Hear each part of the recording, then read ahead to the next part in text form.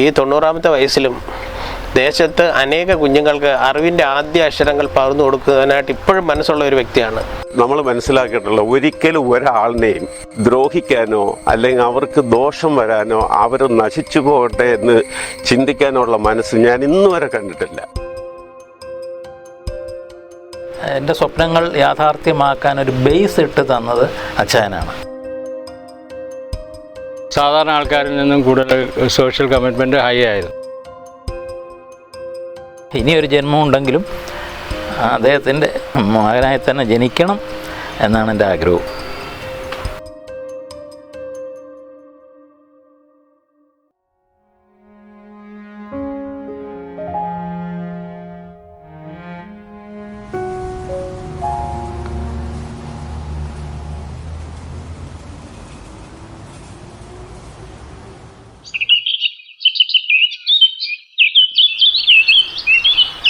ജീവിതത്തിൽ ഓരോ മനുഷ്യന് no man is an island.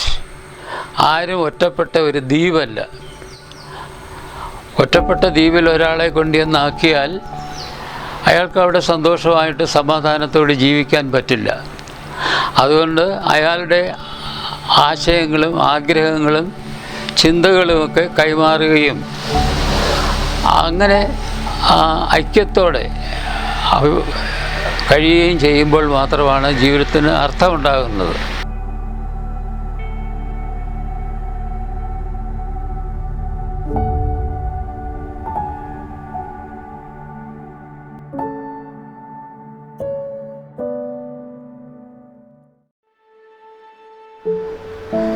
ഞാൻ ജനിച്ചത് കാര്യവേലിൽ എന്ന സ്ഥലത്ത് വടക്കേവിള എന്ന വീട്ടുപേരിൽ പിതാവ് യോഹന്നാൻ, മാതാവ് എലിയമ്മ.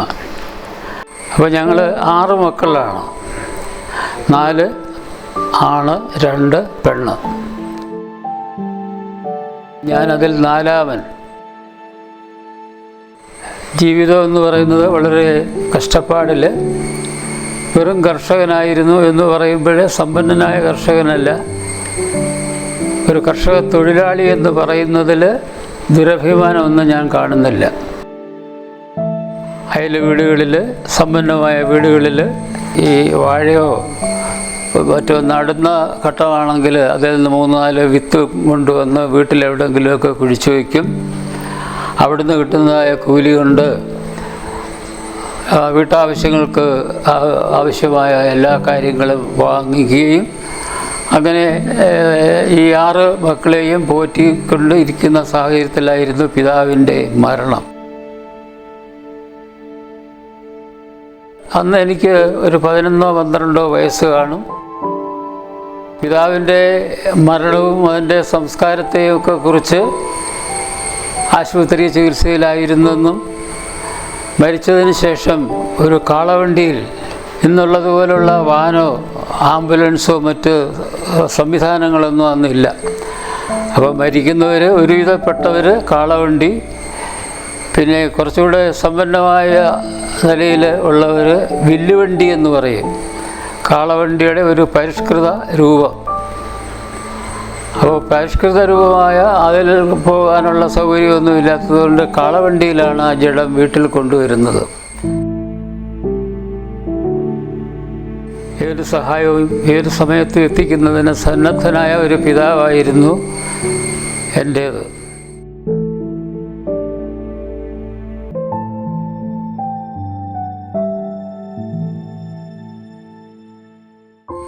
ആ പിതാവിൻ്റെ മരണശേഷം ഞങ്ങൾ 18 വയസ്സ് മുതൽ 5 വയസ്സ് വരെ പ്രായമുള്ള 6 അംഗങ്ങൾ.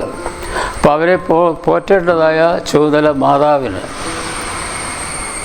അപ്പോൾ ഭർത്താവിൻ്റെ സഹായമില്ലാതെ ഈ 6 കുട്ടികളെയും സ്കൂളുകളിൽ അയക്കുകയും അവർക്ക് ഭക്ഷണം ഒരുക്കുന്നതിന് ഉള്ള ആ പ്രയാസങ്ങളൊക്കെ സഹിച്ചുകൊണ്ട് വളരെ കഷ്ടപ്പാടിലൂടെ വളർന്നു വന്നു. അപ്പോൾ ഇവിടുന്ന് 4-ാം ക്ലാസ് കഴിഞ്ഞിട്ട് കുണ്ട്രയുള്ള എൻ്റെ ഒരു അങ്കിൾ, അമ്മയുടെ ഒരു സഹോദരൻ, ഒരു അധ്യാപകൻ, കുണ്ട്ര തന്നെയുള്ള പ്രശസ്തമായ MGD ഹൈസ്കൂൾ, ആ സ്കൂളിലെ അധ്യാപകനായിരുന്നു. അവരുടെ വീട്ടിൽ നിന്നുകൊണ്ടാണ് ഞാൻ സ്കൂളിൽ പോവുകയും ആ വീട്ടിൽ ആവശ്യമുള്ള സഹായങ്ങൾ ചെയ്യുകയും സാധനങ്ങൾ വാങ്ങിക്കൊടുക്കുകയും കന്നുകാലികളെയൊക്കെ പോറ്റുകയും കുളിപ്പിക്കുകയും അങ്ങനെ ചെയ്യുന്ന ഒരു ജോലി, അതൊന്നും അത്ര നിക്ഷിപ്തമായ മോശപ്പെട്ട ഒന്നായിട്ട് ചിന്തിക്കുകയോ കരുതുകയോ ചെയ്യുന്നില്ല. അപ്പോൾ അങ്ങനെ 8 വർഷക്കാലമായപ്പോഴത്തേക്ക് 20ാമത്തെ വയസ്സിലാണ് SSLC പാസ്സാകുന്നത്. അപ്പോൾ സാധാരണ ഇന്ന് ഒരു 15 വയസ്സ് 16 വയസ്സാകുമ്പോഴേക്കും SSLC കഴിഞ്ഞിരിക്കും. പക്ഷേ അന്നത്തെ സാഹചര്യത്തിൽ ഇടയ്ക്കൊക്കെ തോറ്റു കാണും. എന്ന് പറയുന്നത് നാണക്കേടൊന്നുമില്ല. അപ്പോൾ അങ്ങനെ 20ാമത്തെ വയസ്സിൽ SSLC പാസ്സാകുകയും 21-22 വയസ്സിൽ ഇൻ്റർമീഡിയറ്റ് SN കോളേജിൽ കഴിയുകയും അതിനുശേഷം 54-56 വർഷത്തിൽ ഫാത്തിമ കോളേജിൽ അവിടെ ബോട്ടണി ഡിഗ്രിക്ക് ബോട്ടണി തുടങ്ങുമ്പോൾ ആദ്യത്തെ ബാച്ചിൽ 25 പേരിൽ ഒരാളായിരുന്നു ഞാൻ. കോളേജ് വിദ്യാഭ്യാസം എന്ന് പറയുന്ന അത് അന്ന് ഒരു അഭികാമ്യമായിട്ട് അതേതാണ്ട് വലിയൊരു കടമ്പ കടക്കുന്നത് പോലെയുള്ള ഒരു അനുഭവമാണ് അന്നുണ്ടായത്. അതുകൊണ്ട് പലരും അങ്ങോട്ട് പോവുകയില്ല.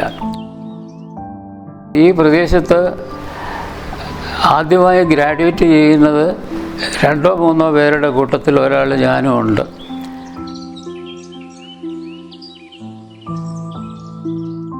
അവിടെ 2 വർഷക്കാലം ബോട്ടണി സുവോളജി എടുത്ത് പഠിക്കുകയും അതിനുശേഷം ഒരു കൊല്ലം വീട്ടിൽ വെറുതെ നിൽക്കുകയും 1957 ഇവിടെ അടുത്തുള്ള ഇവിടുന്ന് ഒരു 2-3 കിലോമീറ്റർ അകലെയുള്ള ഇരുമ്പനങ്ങാട് ഹൈസ്കൂളിൽ അധ്യാപകനായി കയറുന്നു. അപ്പോൾ ഇന്ന് ഒരു ഹൈസ്കൂൾ അധ്യാപകനായി കയറണമെങ്കിൽ ലക്ഷങ്ങളാണ്.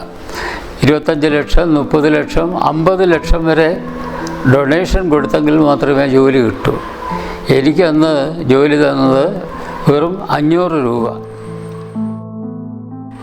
30 വർഷക്കാലം അവിടുത്തെ അധ്യാപകനായിരുന്നു. ഇപ്പോൾ വിരമിച്ചിട്ട് 35 വർഷമായി.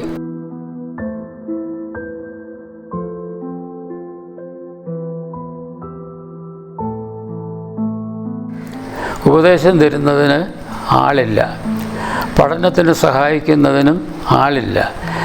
പിന്നെ തോന്നിയതുപോലെ നടക്കുന്നു എന്നുള്ള രീതി അല്ലെങ്കിൽ തന്നെയും ഒരു സെൽഫ് ഡയറക്ഷൻ, ചെല്ലുന്നിടത്ത് ചെല്ലട്ടെ എന്നുള്ള ഒരു രീതിയിലുള്ള ഒരു പോക്കായിരുന്നു. എനിക്കിപ്പോൾ തോന്നുന്നത്, തമാശയായി തോന്നുകയാണെങ്കിലും, പിതാവിൻ്റെ മരണമാണ് എന്നെയും എൻ്റെ കുടുംബത്തെയും ഈ രീതിയിൽ എത്തിക്കുന്നതിന് കാരണം പിതാവിൻ്റെ 4-5 സഹോദരന്മാരും സഹോദരികളും ഉണ്ട്. അവരൊക്കെ തന്നെ ശ്രമിച്ചിട്ടും കോളേജ് വിദ്യാഭ്യാസം ചെയ്യുന്നതിനുള്ള അവസരം അവർക്കായപ്പോഴും ഉണ്ടായില്ല. പിതാവിൻ്റെ മരണത്തോടെ എനിക്കത് ഉണ്ടായി. എങ്ങനെയുണ്ടായി? ആ കുടുംബത്തിലെ ജീവിത സാഹചര്യങ്ങൾ മനസ്സിലാക്കിയ കുടുംബത്തിലെ വേണ്ടപ്പെട്ടവരുടെ ഒത്താശ സഹായം ഉണ്ടായിരുന്നു. ആ സഹായം ഉണ്ടായതുകൊണ്ടാണ് അന്നം മുട്ടാതെ തന്നെ ഹൈസ്കൂൾ വിദ്യാഭ്യാസവും കോളേജ് വിദ്യാഭ്യാസവും ചെയ്ത് ഒരു അധ്യാപകൻ, പേരുദോഷം കേൾപ്പിക്കാത്ത ഒരു അധ്യാപകനായി ഇന്ന് സമൂഹത്തിൻ്റെ മുന്നിൽ നിൽക്കുന്നതിനും അതിൽ എൻ്റെ മക്കൾക്ക് അഭിമാനം കൊള്ളാനും ഒരു വകയുണ്ടെന്ന് എനിക്ക് തോന്നുന്നത്.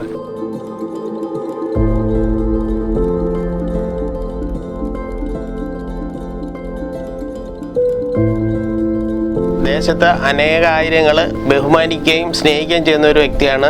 അതുപോലെ തന്നെ എല്ലാവരും സ്നേഹിക്കുകയും കരുതുകയും ചെയ്യുന്ന നല്ലൊരു മാതൃക കാണിക്കാവുന്ന ഒരു വ്യക്തിയാണ് വർഗീസ് സാർ. ഇപ്പോൾ ഒരു അധ്യാപനെ സംബന്ധിച്ച് പറഞ്ഞു കഴിഞ്ഞാൽ പെൻഷനായതിനു ശേഷം റെസ്റ്റ് എടുത്ത് വീട്ടിൽ ഇരിക്കുകയാണ് ചെയ്യുന്നത്. അപ്പോൾ സാറിനെ സംബന്ധിച്ച് അങ്ങനെയല്ല. ഇപ്പോഴും കുഞ്ഞുങ്ങൾ വന്നു കഴിഞ്ഞാൽ അവർക്ക് വേണ്ടി അറിവിൻ്റെ ആദ്യാക്ഷരങ്ങൾ പകർന്നു കൊടുക്കേണ്ട നല്ലൊരു മനസ്സുണ്ട്, ഇപ്പോഴും ഉണ്ട്. അത് മറ്റുള്ളവർക്കൊരു മാതൃകയാണ്. വളരെ ചെറുപ്പക്കാരായ ധാരാളം ആൾക്കാരുമായിട്ട് അച്ചായന് കൂട്ടുണ്ടായിരുന്നു. അവരെല്ലാം 20 വയസ്സ് പ്രായമുള്ളവരായിരുന്നു. അച്ചായൻ അന്ന് 40 വയസ്സിന് മുകളിലുണ്ട്. പക്ഷേ അവർ 20 വയസ്സ് താഴെയുള്ള ഒരുപാട് ആൾക്കാർ നമ്മുടെ വീട്ടിൽ വരികയും അവരുമായിട്ട് ഒരുപാട് കാര്യങ്ങൾ സംസാരിക്കുകയും ഡിസ്കസ് ചെയ്യുകയും ചെയ്യുമായിരുന്നു. അപ്പോൾ അതിൽ നിന്ന് എനിക്ക് ഒത്തിരി കാര്യങ്ങൾ എനിക്ക് അന്നത്തെ രാഷ്ട്രീയത്തെ പറ്റിയും പല കലാ സാംസ്കാരിക പ്രവർത്തനങ്ങളെ പറ്റി എനിക്ക് ഒരുപാട് മനസ്സിലാക്കാൻ പറ്റി. അച്ചായനെ പറ്റി ഓർക്കുമ്പോൾ എനിക്ക് മനസ്സിൽ വരുന്ന പ്രധാനപ്പെട്ട കാര്യം അച്ചായൻ പുസ്തകങ്ങൾക്ക് നൽകുന്ന പ്രാധാന്യമായിരുന്നു. നമ്മുടെ നാട്ടിൽ ഒരു ലൈബ്രറി ഉണ്ടാക്കാൻ അച്ചായൻ വളരെ മുന്നിട്ടിറങ്ങി. ലൈബ്രറി സ്ഥാപിക്കുന്നതിനും അതിനുവേണ്ടി പണം ചെലവഴിക്കുന്നതിനും അച്ചായൻ വളരെ മുൻകൈ എടുത്തിട്ടുണ്ട്. അപ്പോൾ ഈ ചെറുപ്പക്കാരായ ആൾക്കാരുമായിട്ട് ചേർന്ന് ലൈബ്രറി സ്ഥാപിക്കുന്നതിൽ അച്ചായൻ വളരെ മുൻകൈ എടുത്തിട്ടുണ്ടായിരുന്നു. അതേ ടീം തന്നെ ഗവൺമെൻറ് ആയുർവേദ ആശുപത്രി കൊണ്ടുവരുന്നതിന് ഈ ടീം പ്രവർത്തിച്ചു അച്ചായൻ്റെ നേതൃത്വത്തിൽ. അപ്പോൾ ഇതൊക്കെ എനിക്ക് അന്ന് അച്ചായൻ ഒരു ഗ്രൂപ്പ് ചെറുപ്പക്കാരെ മുൻനിർത്തി നടത്തിയ പ്രവർത്തനങ്ങൾ എപ്പോഴും എനിക്ക് ഒരു ഇൻസ്പിറേഷനായിരുന്നു. അതുപോലെ ഏത് വീട്ടിലുണ്ടാക്കുന്ന ഒരു ഭക്ഷണത്തെ പറ്റി അച്ചായൻ കുറ്റം പറഞ്ഞിരുന്നില്ല. എന്തുണ്ടാക്കി കൊടുത്താലും അത് വളരെ സന്തോഷപൂർവ്വം കഴിക്കുവാൻ അത് എന്നെ വളരെ അട്രാക്റ്റ് ചെയ്ത ഒരു അച്ചായൻ്റെ സ്വഭാവമായിരുന്നു.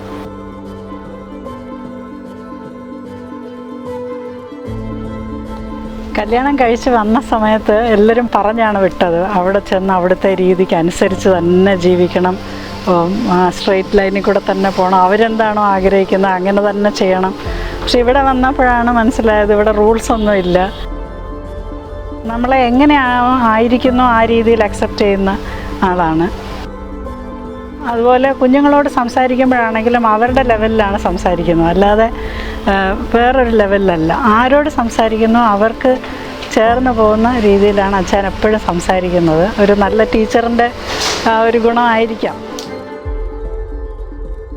എൻ്റെ ചെറുപ്പകാലവും ഗ്രാൻഡ് പേരൻസിൻ്റെ കൂടെ ഏനാത്ത് എന്ന് പറഞ്ഞ സ്ഥലത്താണ്. അവിടെ എന്ന് വെച്ചാൽ മൊത്തം അന്ധവിശ്വാസമാണ്. രാവിലെ മുതലേ പാട്ട്, പ്രാർത്ഥന, പള്ളി, വൈകിട്ട് പാട്ട്, പ്രാർത്ഥന, വേദവസം പഠിപ്പിക്കുക, അങ്ങനെയുള്ള ലോകത്തിൽ നിന്നാണ് 9-ാം വയസ്സിൽ ഞാൻ എൻ്റെ പേരൻസിൻ്റെ കൂടെ ജോയിൻ ചെയ്യുന്നത്. അപ്പോൾ ഇവിടുത്തെ ഏറ്റവും ഒരു പ്രത്യേകത എന്ന് വെച്ചാൽ ഇവിടെ യാതൊരു അന്ധവിശ്വാസവും ഇല്ല. അതിൻ്റെ ഒരു റീസൺ തീർച്ചയായും അച്ചായൻ തന്നെയാണ്. എൻ്റെ ജീവിത രീതിയിലും അത് ഇൻഫ്ലുവൻസ് ചെയ്തിട്ടുണ്ട്. രണ്ടാമത് എനിക്ക് പറയാനുള്ളത് പുള്ളിയുടെ മൾട്ടിപ്പിൾ റോൾസ് ഈ പ്ലേഡ്. രാവിലെ തന്നെ ഒരു 7-7:30 ആകുമ്പോൾ 2-3 പേരെങ്കിലുമൊക്കെ ലോൺ ചോദിക്കാൻ വരും, ഒക്കെ വായ്പ. അന്നേരം ഒരു ചെറിയൊരു ബാങ്കായിരുന്നു പുള്ളി. പക്ഷെ ആരും തിരിച്ചു വരുന്നതായിട്ട് ഞാൻ കണ്ടിട്ടില്ല. വാങ്ങിക്കാനെന്നും ആൾക്കാരുണ്ട്. 2 ഞാൻ കണ്ടിട്ടുള്ളത് അതിര് തർക്കം, കുടുംബ പ്രശ്നങ്ങൾ, പിന്നെ ദാമ്പത്യ പ്രശ്നങ്ങൾ, ഇങ്ങനെയൊക്കെയുള്ള കുറേ കാര്യങ്ങൾ, അടിപിടി കേസുകൾ, ഇതൊക്കെ ഒത്തുതീർപ്പാക്കാൻ ചെറിയ ഒരു ജഡ്ജ് ആയിരുന്നു പുള്ളി. അങ്ങനെ ഒരു ബാങ്കറും ഒരു ജഡ്ജും ലോക്കൽ ഫ്രീ സർവീസിന് ട്യൂഷൻ എടുക്കുമായിരുന്നു കുട്ടികൾക്ക് ഫ്രീ ആയിട്ട്. അപ്പോൾ സോഷ്യലി പുള്ളി ഭയങ്കര ഇൻവോൾവ് ആയിരുന്നു എന്നുള്ളതാണ് ഒരു ഒരു ഒരു പ്രത്യേകത. സാധാരണ ആൾക്കാരിൽ നിന്നും കൂടുതൽ സോഷ്യൽ കമ്മിറ്റ്മെൻറ്റ് ഹൈ ആയിരുന്നു. എന്നെ ഏറ്റവും കൂടുതൽ എക്സൈറ്റ് ചെയ്യിച്ചത് പുള്ളി സഹോദരങ്ങളെ ഞങ്ങളെ 3 മക്കളെയും ഞായറാഴ്ചകളിൽ സിനിമയ്ക്ക് കൊണ്ടുപോകുമായിരുന്നു. അത് കുണ്ടറയുള്ള ഒരു SV ടാക്കീസിൽ അന്ന് ബാൽക്കണിയുള്ള ഏക തിയേറ്ററായിരുന്നു. അപ്പോൾ ഞാൻ ആലോചിച്ചത് എങ്ങനെയാണ് എനിക്ക് ഈ സിനിമയോടൊരു താല്പര്യം വന്നതെന്നുള്ള ചിന്തയിൽ നിന്ന് ആ ഓർമ്മയിലേക്ക് പിന്നെ വന്നതാണ്. ആ ചെറുപ്പകാലത്തൊന്നും അതൊരു എക്സൈറ്റ്മെൻറ്റോ കോളേജിൽ പഠിക്കുന്ന സമയത്തുള്ള ആ ഓർമ്മകളിലേക്ക് അച്ചായനിങ്ങനെ കൊണ്ടുപോയെന്നുള്ള ഓർമ്മകളൊന്നും വന്നിട്ടില്ല. പക്ഷെ പിന്നെ ആലോചിച്ചപ്പോൾ പുള്ളി എല്ലാ ഞായറാഴ്ചകളിലും ഞങ്ങളെ ആ തിയേറ്ററിൽ കൊണ്ടുപോകും. പിന്നെ ഞാൻ എങ്ങനെ ഒരു ഇടക്കാലത്ത് ജേർണലിസ്റ്റായി എന്നുള്ളത് ഞാൻ ചിന്തിച്ചു. അപ്പോൾ അന്ന് ചെറുപ്പത്തിൽ ഫാദർ ഈ വീട്ടിൽ കേരളമതി പത്രമായിരുന്നു വരുത്തിക്കൊണ്ടിരുന്നത്. അപ്പോൾ ഈ കേരളമതി പത്രത്തിൻ്റെ ഹെഡ്ലൈൻസ് ഒരു നോട്ട്ബുക്കിൽ എഴുതിക്കുമായിരുന്നു. അതായത് നമ്മൾ ഒരു ദിവസത്തെ പത്രം എടുത്തിട്ട് അതിൽ നമുക്ക് ഏറ്റവും സ്ട്രൈക്ക് ചെയ്യുന്ന വാർത്തകൾ എഴുതിയിട്ട് പുള്ളി വൈകിട്ട് സ്കൂളിൽ നിന്ന് വരുമ്പോൾ അതിനൊരു വിശദീകരണം നമ്മൾ കൊടുക്കണം. ആ വിശദീകരണം കൊടുക്കണമെങ്കിൽ നമ്മൾ പത്രം വായിക്കണം. അപ്പോൾ ഒരാളുടെ കരിയറിൽ നിമിത്തമാകുന്നവർക്ക് സിനിമാ ഡയലോഗ് പോലെ അങ്ങനെയുള്ള എൻ്റെ സ്വപ്നങ്ങൾ യാഥാർത്ഥ്യമാക്കാൻ ഒരു ബേസ് ഇട്ട് തന്നത് അച്ചായനാണ്. എന്നെ ഇവിടെ കല്യാണം കഴിച്ചുകൊണ്ട് വരുന്നതിന് മുമ്പേ അച്ചായനെ പഠിപ്പിച്ചിട്ടുണ്ട്. അതിന് മുമ്പേ അമ്മാമ്മയെ കല്യാണം കഴിക്കുന്ന സമയം മുതൽ എനിക്ക് നല്ലൊരു ജ്യേഷ്ഠനായിട്ട് തന്നെയാണ്. മക്കളെ അതുപോലെ ഉന്നത നിലയിലാക്കാനുള്ള ഒരുപാട് പരിശ്രമങ്ങൾ ചെയ്തിട്ടുണ്ട്. അതുപോലെ നാട്ടുകാർക്കും ഒരുപാട് കുട്ടികൾക്കും നല്ല മാതൃകയുള്ള ഒരു അധ്യാപകനും ഒരു സഹോദരനും ഒരു പിതാവുമായിട്ടാണ് അച്ഛൻ പ്രവർത്തിച്ചിട്ടുള്ളത്. സാറ് ഇവിടെ താമസിക്കുന്ന കൂട്ടത്തിൽ എത്രയോ കുട്ടികൾക്ക് ഫ്രീ ആയിട്ട് ക്ലാസ് എടുത്ത് കൊടുക്കും. ട്യൂഷനായിരുന്നു അതിന് പേരങ്ങനെ പറയുന്നില്ല, അത് പൈസ വാങ്ങിച്ചിട്ടുണ്ടല്ല, ഫ്രീ. എവിടുന്ന് ആ കുട്ടികൾ വന്ന് ചോദിച്ചാൽ എന്ത് സംശയം. മറ്റുള്ളവരിൽ നിന്ന് വളരെ വ്യത്യസ്തമായിട്ട് സാറിൽ കാണുന്ന ചില ഗുണങ്ങളാണ്. അവിടെ ഒന്നും സാമ്പത്തികം നോക്കില്ല, മറ്റ് അസൗകര്യങ്ങൾ നോക്കില്ല. എനിക്ക് എൻ്റെ മനസ്സിലുണ്ടായിട്ടുള്ള ആ സാറിൻ്റെ അന്നത്തെ ആ ഡെഡിക്കേഷൻ എന്ന് പറഞ്ഞാൽ ഒരു ജോലി മാത്രമല്ല, അധ്യാപകനായിട്ട് ജോലി ചെയ്യുന്നെങ്കിൽ അത് മാത്രമല്ല സാറിന് ഉള്ളത്. അതായത് കൃഷിക്കാര്യങ്ങളിലും അതുപോലുള്ള മറ്റ് കാര്യങ്ങളിലും സാറ് ഈ രീതിയിൽ പ്രവർത്തിക്കുന്നതിനകത്ത് എനിക്ക് ഭയങ്കര അഭിമാനം അന്ന് തോന്നിയിട്ടുണ്ട്. വിദ്യാഭ്യാസം കഴിഞ്ഞ് ഇങ്ങനെ നിൽക്കുന്ന കൂട്ടത്തിലാണ് ശരിക്കും അന്ന് തൊട്ടാണ് സാറിനെ നേരിട്ട് മനസ്സിലാക്കാനും.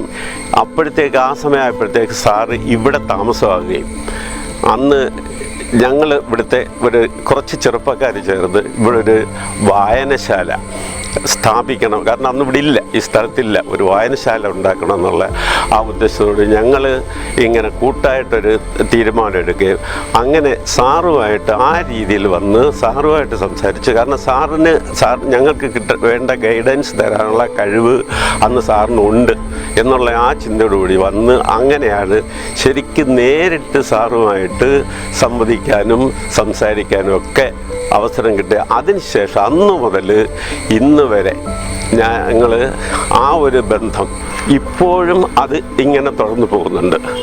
അതാണ് ഞങ്ങൾ സാറുമായിട്ടുള്ള ആ ബന്ധം. ഇതൊക്കെയാണ് എൻ്റെ ആ മെമ്മറിയിൽ വരുന്ന കാര്യങ്ങൾ. അതിപ്പോൾ ഇപ്പോഴതൊക്കെ ഓർക്കുമ്പോൾ ശരിക്കും ഫീലിംഗ് ആണ് എന്തോ.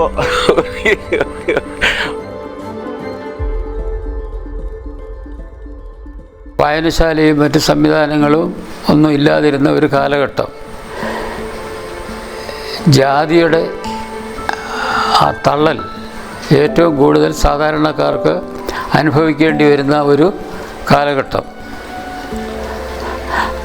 അങ്ങനെയുള്ള കാലഘട്ടത്തിൽ ഒരു ദിവസം ഞാനിവിടെ വെളിയിൽ കസേരയിട്ട് അവിടെ ഇരിക്കുമ്പോൾ ഈ നാട്ടിലെ ഒരു 10-25 ചെറുപ്പക്കാർ, 15-നും 25-നും വയസ്സ് പ്രായമുള്ള, അപ്പോൾ ഈ 10-25 പേര് ഒന്നിച്ച് വന്നപ്പോൾ എനിക്ക് ഇനി എന്തെങ്കിലും കുഴപ്പം വല്ലതും ഉണ്ടായോ, അങ്ങനെയുള്ള ചിന്തയിൽ അവരെ എല്ലാം ഇവിടെ വിളിച്ചു വരുത്തി അവരോട് ചോദിച്ചപ്പോൾ അവർ ഒരാഗ്രഹം പറഞ്ഞു. നമ്മുടെ നാട്ടിൽ 50 വർഷത്തിന് മുമ്പുള്ള കാര്യമാണ് പറയുന്നത്, നമ്മുടെ നാട്ടിലൊരു വായനശാലയില്ല. അപ്പോൾ അത് ഞങ്ങൾക്കൊക്കെ അതിനോടൊരു അങ്ങനെ ഒരു വായനശാല ഉണ്ടാകേണ്ട താല്പര്യമുണ്ട്. ഇപ്പോൾ നമ്മുടെ കുട്ടികൾക്ക് വിദ്യാഭ്യാസം ചെയ്യുന്നവർക്ക് ഒരു എക്സ്ട്രാ കരുത്ത് നൽകണമെങ്കിൽ ആ വായനയിലൂടെ മാത്രമേ അത് നടക്കുകയുള്ളൂ. അതുകൊണ്ട് ഞങ്ങൾ തീരുമാനമെടുത്ത് വന്നിരിക്കുകയാണ്, സാറ് അതിൻ്റെ പ്രസിഡൻ്റായിരിക്കണം. അപ്പം ഞാൻ പറഞ്ഞു സ്കൂളിൽ മുടങ്ങാനൊക്കത്തില്ല, അവിടെ പോയേ പറ്റൂ. അപ്പോൾ ഒരു വായനശാലയിലെ പ്രസിഡൻ്റ് എങ്ങനെ പ്രസ്ഥാനം കൊണ്ടുപോകുന്നുള്ളതിനെക്കുറിച്ച് എനിക്ക് ഒരു ഐഡിയയും ഇല്ല. അപ്പോൾ എന്നെ അവസാനം അത് എൻ്റെ കഴിവില്ലായ്മ തെളിയിക്കുന്ന ഒരു പ്രസ്ഥാനമായി മാറുകയാണെങ്കിൽ അതിൻ്റെ പാപഭാരം ഒരിക്കലും മാറുന്നതല്ല എന്നൊക്കെ പറഞ്ഞ് ഒഴിവാക്കാൻ ശ്രമിച്ചു. അവർ പറഞ്ഞു, ഞങ്ങൾ ഏത് സാഹചര്യം വന്നാലും എന്ത് പ്രതികൂല സാഹചര്യം വന്നാലും സാറിൻ്റെ കൂടെ നിൽക്കുമെന്നുള്ള ഉറപ്പ് തന്നതിൻ്റെ അടിസ്ഥാനത്തിൽ ഞാൻ മനസ്സോടെ ആദ്യം ആ പ്രസിഡൻ്റ് സ്ഥാനം നിർവഹിച്ചു. അപ്പോൾ ഒരു ക്രിസ്ത്യാനിയായ ഒരാൾ അമ്പലത്തോട് ചേർന്ന് ഒരു പ്രസ്ഥാനം തുടങ്ങാനൊക്കെ ആഗ്രഹിക്കുന്നു എന്നുള്ള ഒരു ചിന്ത പലരെയും പ്രകോപിതരാക്കി. എതിർപ്പുകൾ ധാരാളമായി വന്നു. വീട് കയറി ആക്രമിക്കുമെന്നുള്ള അവസ്ഥ വന്നു. അത് വന്നപ്പോൾ ഞാൻ പഠിപ്പിച്ചുകൊണ്ടിരിക്കുന്ന സ്കൂളിലെ ഒരു 10-20 അധ്യാപകർ ഒരു ദിവസം വേണ്ട സന്നാഹവുമായി ഇവിടെ വന്ന് ഈ റോഡിനൊന്നും ഇത്രയും വീതിയൊന്നുമില്ല, ഇടുക്ക് വഴിയാണ്, ഒരു പര്യടനം നടത്തി. അപ്പോൾ എന്നെ തൊട്ടാൽ ഇവിടെ എന്തെങ്കിലും നടക്കും എന്നുള്ള രീതിയിലുള്ള സംഭാഷണങ്ങളൊക്കെ വരികയും എന്നെ ധൈര്യപ്പെടുത്തുകയൊക്കെ ചെയ്തു. ക്ഷേത്രത്തോട് ചേർന്ന് കിടന്ന ഒരു വസ്തു എൻ്റെ അഭ്യർത്ഥന കൊണ്ട് അതിൻ്റെ ഉടമസ്ഥൻ അത് ഒരു പൈസ പോലും പ്രതിഫലം പറ്റാതെ എൻ്റെ പേർക്ക് എഴുതി തന്നു. അപ്പോൾ എൻ്റെ പേർക്ക് ക്ഷേത്രത്തോട് ചേർന്ന് കിടക്കുന്ന വസ്തു എഴുതി തന്നു എന്ന് അറിഞ്ഞപ്പോൾ അത് പലർക്കും ദഹനക്കേടുണ്ടാക്കി. ഇവിടെ ഒരു കുന്തവും നടക്കത്തില്ല, നടക്കാൻ അനുവദിക്കുന്നില്ല എന്നുള്ള രീതിയിൽ വെല്ലുവിളിയുമായിട്ട് വന്നപ്പോൾ ഈ ചെറുപ്പക്കാരായ അവരും പ്രസ്ഥാനം നടത്തിക്കൊണ്ടു പോകുന്നതിനുള്ള ഒരുക്കത്തിൽ സന്നാഹത്തോടെ അവർ ഒരുങ്ങിയപ്പോൾ മറുഭാഗത്തു നിന്ന് കെട്ടടങ്ങി. അങ്ങനെ എൻ്റെ ശ്രമത്തിൽ കെട്ടിട നിർമ്മാണത്തിന് ഫണ്ട് സമാഹരിക്കണമെങ്കിൽ സ്റ്റേറ്റ് ലൈബ്രറിയിൽ നിന്ന് വേണം അതിൻ്റെ കടലാസുകൾ നീക്കാനും എടുക്കാനും. അധ്യാപകനാണെങ്കിൽ അതിനെക്കുറിച്ച് വലിയ വിവരമൊന്നുമില്ല. ആരെ കാണണം, എന്തോ കാണണം, അപേക്ഷ എങ്ങനെ ഉണ്ടാക്കണം. അപ്പോൾ ഈ ഒരു അഭിപ്രായം വന്നപ്പോൾ തന്നെ ഇവിടെ ആളുകളെ രണ്ട് ചേരിയായിട്ട് തിരിഞ്ഞു. ഇത് ആവശ്യമാണെന്നുള്ള രീതിയിൽ ഒരു വിഭാഗവും ക്ഷേത്രത്തോട് ചേർന്ന് ഒരു കാര്യവും നടത്താൻ അനുവദിക്കില്ലെന്നുള്ള രീതിയിൽ വേറൊരു വിഭാഗവും സന്നദ്ധരായി. സംഘടനത്തിനുള്ള ഒരുപാട് അവസരങ്ങളുണ്ടായി. നേരിട്ട് ഇതിലിടപെടാനൊക്കാത്തവർ പലപ്പോഴും രഹസ്യമായി വന്ന് കാലങ്ങളിൽ ആരും കാണാതെ വന്ന് ഉപദേശം തരികയും അവരതിനെയൊക്കെ സഹായിക്കുകയും ചെയ്തതിൻ്റെ ഫലമായിട്ട് ലൈബ്രറി കെട്ടിടം കെട്ടുന്നതിന് കുറച്ച് തുക തരുകയും അത് നാട്ടുകാരുടെ സംഭാവനയും കൂടെ സ്വീകരിച്ച് 50 വർഷത്തിന് മുമ്പ് പ്രതിഫലം പറ്റാതെ എഴുതി തന്നതായ വസ്തുവിൽ കെട്ടിടം ഉണ്ടാകുകയും കഴിഞ്ഞ 50 വർഷക്കാലം അതിൽ പ്രവർത്തിക്കുകയും ഇപ്പോഴ് എ ഗ്രേഡിൽ എത്തിച്ചേർന്ന് നിൽക്കുന്ന ഒരവസ്ഥയാണ്. അപ്പോൾ സാമൂഹ്യമായി ചിന്തിക്കുമ്പോൾ ഈ പ്രസ്ഥാനം ഈ നാട്ടിലെ ജനങ്ങളുടെ സാമൂഹ്യ വളർച്ചയ്ക്ക് ജാതിമത ചിന്തകൾക്ക് ഉപരിയായിട്ട് നാടിൻ്റെ നന്മയ്ക്ക് വേണ്ടി പ്രവർത്തിക്കണമെന്നുള്ള ഒരു ചിന്താഗതി വളർന്നു വരികയും അത് പ്രബലപ്പെടുകയും ചെയ്ത ഒരു അവസരമാണ്. അപ്പോൾ 50 വർഷം തികഞ്ഞ ഈ കെട്ടിടം പുതുക്കി പണിയുന്നതിന് വേണ്ടി ഈ പ്രസ്ഥാനവുമായി പ്രവർത്തിച്ചിരുന്ന ഒരാളുടെ പിതാവിൻ്റെ ഓർമ്മയ്ക്കായിട്ട് ഇന്ന് ഗൾഫിൽ ജോലി ചെയ്യുന്ന ഒരു ചെറുപ്പക്കാരൻ ഏതാണ്ട് 10-30 ലക്ഷത്തോളം രൂപ ചെലവാക്കി അതിന് മനോഹരമായ ഒരു കെട്ടിടം ഉണ്ടായി. ഈ നാടിൻ്റെ ഒരു കെടാവിളക്ക് എന്നുള്ള രീതിയിൽ പ്രദേശത്തുള്ളവരുടെ സാംസ്കാരിക വളർച്ച വിളിച്ചറിയിക്കുന്ന ഒരു പ്രസ്ഥാനം എന്നുള്ള നിലയിൽ എനിക്ക് അഭിമാനിക്കത്തക്ക രീതിയിൽ ഇന്ന് പ്രവർത്തിച്ചു വരികയാണ്.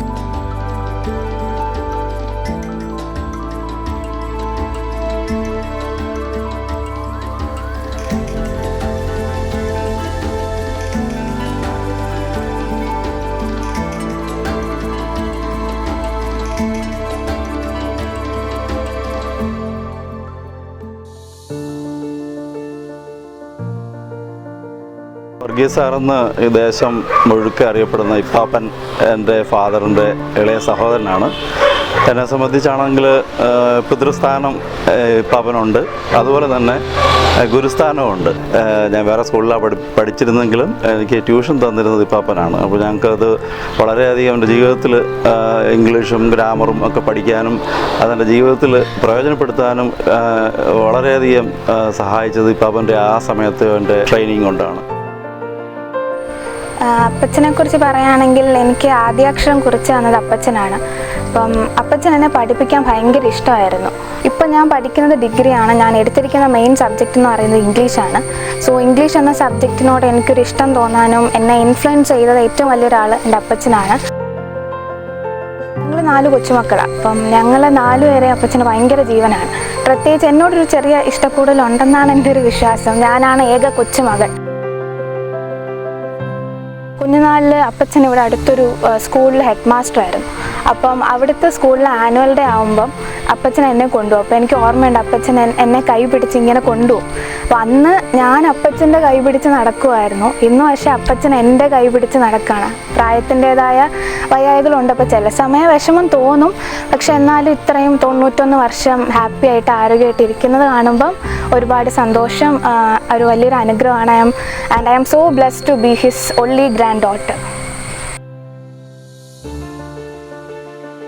We did very mean pranks and he was very chill about it, and we kept doing it to him because he was very chill about it and he used to laugh with us. So I think he took it in a sporty way compared to anyone else of that age. അവരിൽ നിന്ന് അറിവുകൾ ഇഷ്ടംപോലെ കിട്ടിയിട്ടുണ്ട് അപ്പച്ചൻ്റെ അമ്മച്ചിയുടെയും കയ്യിൽ നിന്ന്. എൻ്റെ ജീവിതത്തിൽ എനിക്ക് 37 വയസ്സായി. പക്ഷേ അതിൽ കൂടുതൽ 37 വയസ്സിൽ കൂടുതലുള്ള സന്തോഷമുണ്ട് എനിക്കിവിടെ വന്നപ്പോൾ.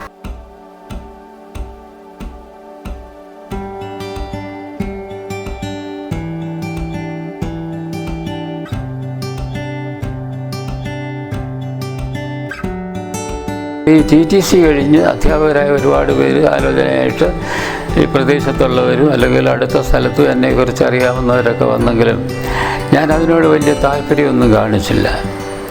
സാമ്പത്തികമായിട്ടൊക്കെ വലിയ കുടുംബത്തിൽ നിന്നൊക്കെ ആലോചനകൾ വന്നു. അപ്പോൾ എനിക്കെന്തോ ഒരു ഉൾവിളി എന്നതുപോലെ കുടുംബത്തിൽ ഡിഗ്രിക്കാർ കുറവാണല്ലോ, അത് നികത്തുന്നതിന് വേണ്ടി വധുവായി വരുന്നവർ ഒരു ഗ്രാജുവേറ്റ് ആയിരിക്കണമെന്നുള്ള ഒരു ചിന്ത അതാരും പറഞ്ഞു തന്നതല്ല, പലരുടെയും ജീവിതം കണ്ടപ്പോൾ അത് ഒരു കുടുംബത്തിൻ്റെ പൊതുവായ നന്മയ്ക്ക് അത് സഹായമാണെന്നുള്ള ആകുമെന്നുള്ള ഒരു ചിന്ത കൊണ്ടാണ് പലരും ഭാര്യ നിറം കുറഞ്ഞവളായതുകൊണ്ട് നിങ്ങൾക്ക് വേറെ തിരക്കിക്കൂടായോ എന്നൊക്കെ ചില അഭിപ്രായങ്ങൾ കുടുംബത്തിലുള്ളവരിൽ നിന്നും വേറെ ആളുകളിൽ നിന്നൊക്കെ വന്നെങ്കിലും ഞാനതിന് അവരെ അഭിപ്രായം മാനിച്ചുവെങ്കിലും അതിനോട് അവർ പ്രതീക്ഷിക്കുന്നത് പോലെ പ്രതികരിച്ചില്ല. ഇത് മതി എന്ന് ചിന്തിക്കുകയും കുഴപ്പമില്ലാതെ പോവുകയും ചെയ്തു. കുഴപ്പമില്ല ഉണ്ടോ?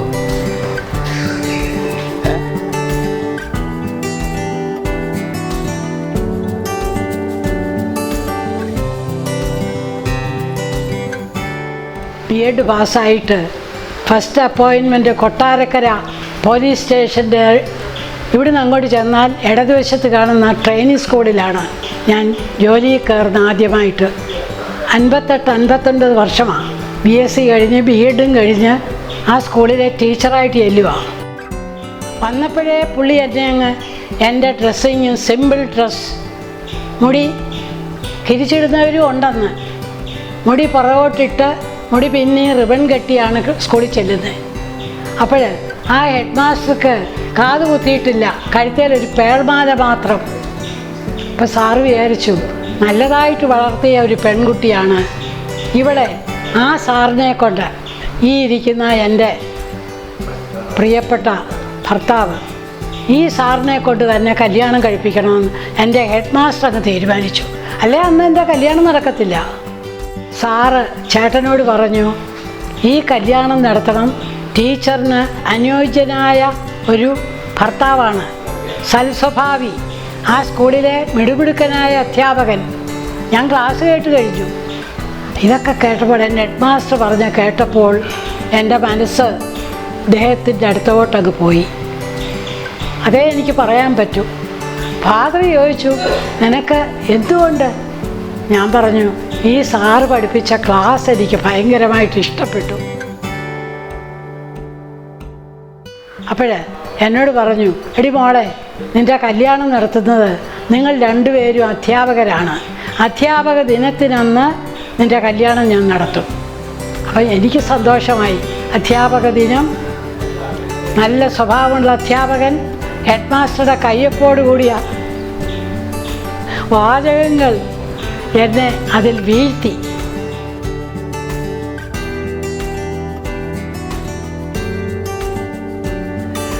എൻ്റെ വിവാഹ ജീവിതം തുടങ്ങിയിട്ട് ഇന്നേക്ക് 60 വർഷം കഴിഞ്ഞു.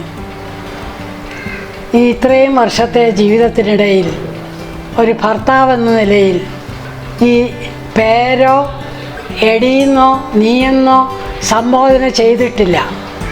അത് അപ്പോൾ ഞാൻ ആലോചിച്ചിട്ടുണ്ട്, എന്താണ് എന്നെ എടിയെന്ന് വിളിക്കാത്തത്, പേര് വിളിക്കാത്തത്? അതിന് മറുപടിയില്ല. അപ്പോൾ ഞാനത് തീരുമാനിച്ചത്, എന്നോട് ഒരു പ്രത്യേക ബഹുമാനം ഉള്ളിൽ തട്ടിയിട്ടുണ്ട്, അതിൽ ഞാൻ ഭാഗ്യവതി. വിവാഹം കഴിഞ്ഞ് ചിലത് 1 മാസം 2 മാസം 6 മാസത്തിനകത്ത് ഡൈവോഴ്സ് ചെയ്യുന്നു. അതിന് ഒരു പ്രതിവിധി എന്ന് പറയുന്നത്, വിവാഹിതയായി വരുന്ന ഒരു സ്ത്രീക്കും, അത് അമ്മാവമ്മയായാലും നാത്തൂനായാലും വേറെ ആരായാലും, പരിമിതമായ സ്വാതന്ത്ര്യം അനുഭവിക്കാനുള്ള അവസരം ഉണ്ടാക്കണം. Adjustment is the keynote of success. അപ്പോൾ 2 കൂട്ടരും ഇതിനെക്കുറിച്ച് ബോധമുള്ളവരായിരിക്കണം. ചില കാര്യങ്ങളിൽ സഹിക്കാനൊത്തില്ലെങ്കിലും ചില കാര്യങ്ങൾ നമ്മൾ സഹിച്ചേ പറ്റൂ. കാരണം ജീവിതത്തിലെ പല സാഹചര്യങ്ങളിൽ വളർന്നു വന്നവരാണ്. അവർ ആ വളർച്ചയിൽ നേടിയ കാര്യങ്ങൾ, സ്വഭാവത്തിൽ വരുത്തിയതായ കാര്യങ്ങൾ ഒക്കെ തന്നെ മാറ്റിയെടുക്കാൻ പ്രയാസമാണ്. അപ്പോൾ അവിടെ എന്താ ചെയ്യുന്നത്? പിന്നെ ഗുസ്തിയാണ്. വാക്സമരത്തിൻ്റെ പല ഘട്ടങ്ങൾ കടന്ന് മർദ്ദനം, കുത്തുവാക്കുകൾ, അപവാദങ്ങൾ ഇതൊക്കെ വരുമ്പോൾ ആ ജീവിതം പിന്നെ നേടിയെടുക്കുന്നതിനെ കറക്റ്റ് ചെയ്തെടുക്കാൻ വലിയ വിഷമമാണ്. അപ്പോൾ ഇതേക്കുറിച്ച് രണ്ടുപേരും ബോധ്യപ്പെടുകയും ജീവിതം ഒരാൾക്കുള്ളതല്ല, കുടുംബജീവിതം രണ്ടുപേരും കൂടെ ചേരുമ്പോൾ മാത്രമേ, അവരുടെ ഇടയിലുള്ള ഐക്യം സ്ഥാപിച്ചെടുക്കുമ്പോൾ മാത്രമേ അത് വിജയകരമാകൂ. അല്ലാതെ മുഷ്ടി പ്രയോഗിച്ച് അഭിപ്രായങ്ങളും കാര്യങ്ങളും മാറ്റിയെടുക്കാമെന്ന് വെച്ചാൽ അത് വ്യാമോഹമാണ്, നടക്കത്തില്ല. മാന്യത കൊടുക്കണം പരസ്പരം. പാവപ്പെട്ടവരെന്നോ പണമുള്ളവരെന്നോ ഞാൻ ചിന്തിച്ചിട്ടില്ല. എൻ്റെ ജീവിതം ആ രീതിയിലായത് എൻ്റെ അപ്പൻ എൻ്റെ വഴികാട്ടിയായിരുന്നുണ്ടായിരുന്നു.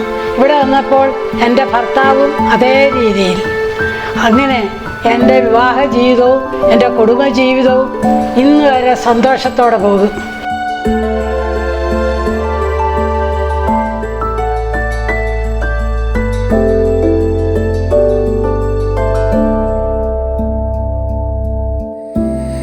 ബാല്യകാലത്ത് ഉള്ള എൻ്റെ ജീവിതത്തിൻ്റെ ഗതി എന്തായിരുന്നു? അത് അനുഭവിച്ച ആളാണ്. അപ്പോൾ അത് അനുഭവിച്ച ആൾക്കൊരു ധർമ്മമുണ്ട്. എന്താ? അത് അർഹിക്കുന്നവർക്ക് എത്തിക്കുക. സാമ്പത്തികമാകാം,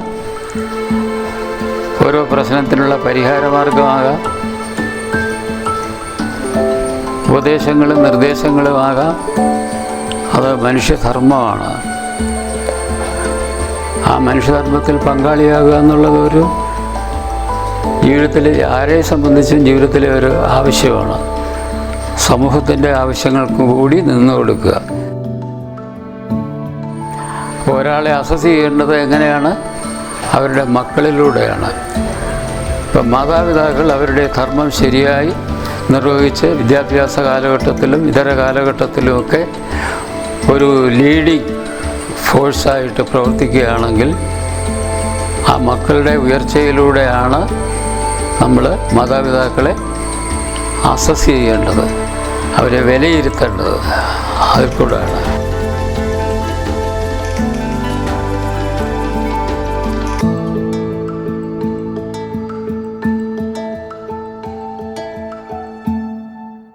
പരിശ്രമം ചെയ്യുകയിൽ എന്തിനേയും വശത്തിലാക്കാൻ കഴിവുള്ളവണ്ണം ദീർഘങ്ങളാം കരങ്ങളെ നൽകിയത്രേ മനുഷ്യനെ പാരിൽ അയച്ചത് ഈശൻ.